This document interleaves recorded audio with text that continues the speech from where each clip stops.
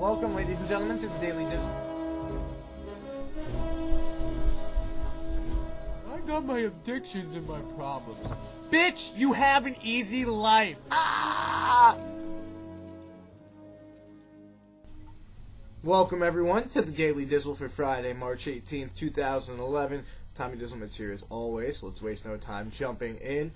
First up, in follow-up news from a few weeks ago, we told you that it was rumored Kevin Costner was in negotiations to join the Superman reboot, and apparently today it is announced that he is joining the project. He's going to be Jonathan Kent, the dude who finds Clark Kent and kind of raises him as its own.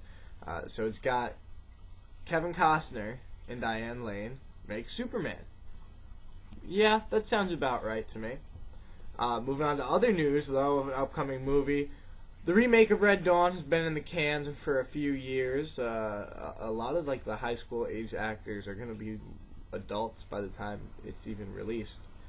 Still, you have a case now where they're going back and they're digitally altering a lot of the scenes at a cost of $1 million to change the bad guys in the film from Chinese to North Korean. There's been kind of an uproar ever since that was announced a day or so ago because, oh my god, they're doing it because it's an economic thing. They don't want to piss China off. So one of the producers on the film recently fired off a thing being like, no, we're making it more scary and it's going to be awesome and blah, blah, blah. And that would have been fine enough email. However, he took it to a Charlie Sheen level. The exact quotes from his message state, Red Dawn isn't for everyone. So if you're interested in seeing a movie filled with preachy political discussions, Red Dawn ain't for you. If you love movies in which Americans are the bad guys, Red Dawn ain't for you. If you get emotional watching daytime television, Red Dawn ain't for you. If you're a vegetarian, Red Dawn probably ain't for you.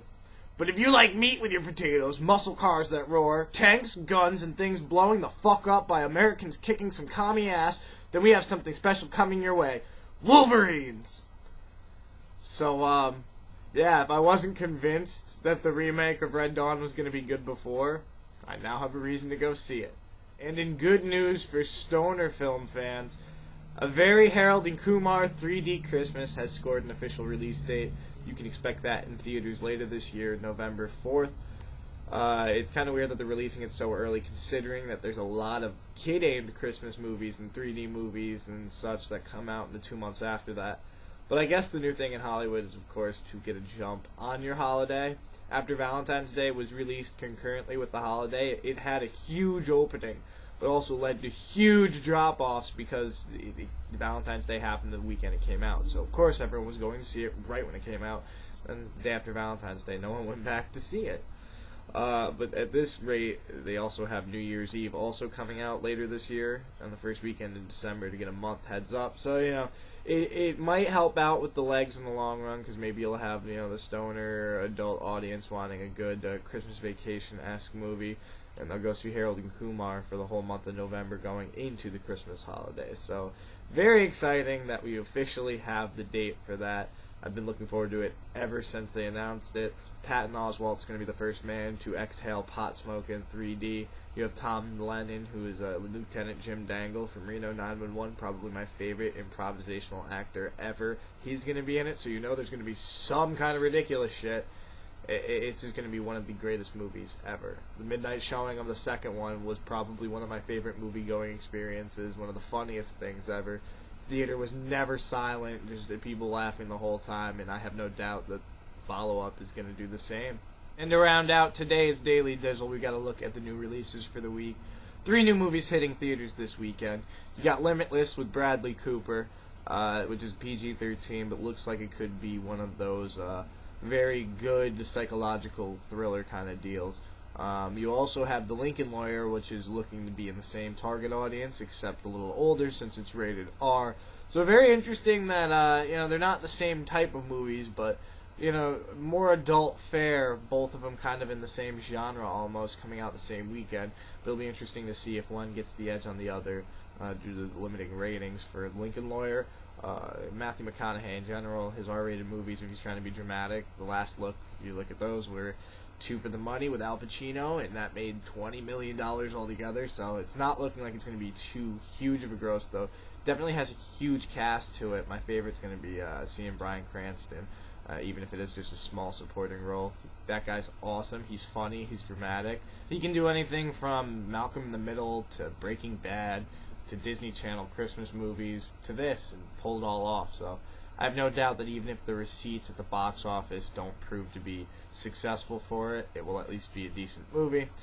Meanwhile, Limitless doesn't have the limiting rating. It's PG-13. I don't know if you'll have a lot of teenagers going to it, but at the very least, it'll probably be a not bad movie. You have De Niro in it, and hopefully it will show some legs at the box office, even if it doesn't do too spectacular in its opening. But you gotta wonder, with Paul coming out, R-rated, but you've got Simon Pegg and Ed Frost, Shaun of the Dead and Hot Fuzz teaming up again on screen, and Seth Rogen doing the voice of an alien. So you gotta wonder if maybe a lot of people are gonna buy tickets for Limitless and go sneak into Paul, who are underage and wouldn't normally be able to get into that. Overall, I do see Paul being the biggest success story of the weekend. It's one of the higher budget movies for a Simon Pegg and Ed Frost team up. However, due to the fact that they've got so many outstanding cast members into it, anyone who's watched SNL or any of the improv-based Apatow movies that have come out in the last couple of years, you're going to see a lot of familiar faces in there. So definitely seeing that one being the most successful of the weekend. Even though they've only had the two movies before it, Shaun of the Dead and Hot Fuzz, they've at least built off of their audience for both. And hopefully this will be where they really break out. And if that's the case, then you can expect the official third movie in that trilogy. But if your idea of a good night out is a relaxing night in, the three big new releases on DVD for this week, you have The Switch, starring Jason Bateman, who also has a role in Paul, and Jennifer Aniston, where she doesn't know it's his semen inside her. So that sounds like a very entertaining movie. We also have Hereafter, the Clint Eastwood movie with Matt Damon, and he can communicate with the dead or some shit like that. Because there's no better time to release a movie that opens with a huge natural disaster than putting it out on DVD the week after a huge natural disaster. But the big movie coming out this week on DVD, you have The Fighter, which won us all sorts of Oscars. Christian Bale finally has an award. Marky Mark might not have been recognized, but he's talking up the sequels for it, obviously because the DVD's coming out. So maybe if he's like, well, there's going to be a Fighter 2, a lot of people will be like, I didn't even see The Fighter 1. Shit, got to see it. So that's a rundown of the new releases for the week. If you're looking for some time to kill this weekend, hopefully something in there will appeal to you. But that's all the time we've got on today's Daily Dizzle. We do thank you guys for joining us as always. If this is your first time checking us out, be sure to click the username Dizzlemits or go to youtube.com/Dizzlemits. Catch up on all the other Daily Dizzles and check out some of our other original content in the archives. Tomorrow we'll be back at some point with a look at the Friday box office estimates. We'll see which of the new releases was able to come out on top, or if one of the holdovers was able to come through. You got Battle Los Angeles and Rango seeming to be the top holdovers if one of them is able to pull through. But it's anyone's bet. We got serious aliens, comedy aliens, and a ton of other shit in between. So we will have full coverage of the chaos at the Friday box office tomorrow. So for the Daily Dizzle, I'm Tommy Dizzlemits. We will see you then.